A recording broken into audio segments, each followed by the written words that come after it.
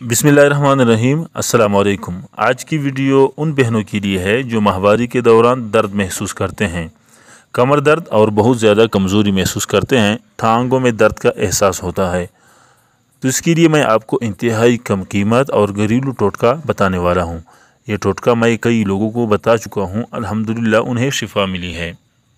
ये दर्द आमतौर पर नौजवान लड़कियों को होता है और फिर इस दर्द को कंट्रोल करने के लिए अंग्रेज़ी दवाइयों और इंजेक्शंस का सहारा लेती हैं, जो कि इंतहाई नुकसानदेह है।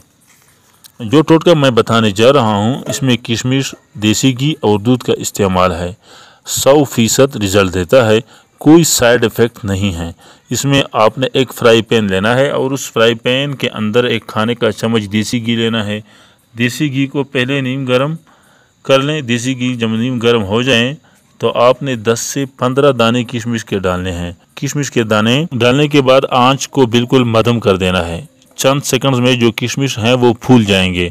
जब किशमिश फूल जाएं तो आंच को बिल्कुल बंद कर दें। तो किशमिश को किसी भी बर्तन में निकाल दें। आप इस किशमिश को नीम गर्म ही खा लें। उसके बाद 1 कप नीम गर्म दूध पी लें।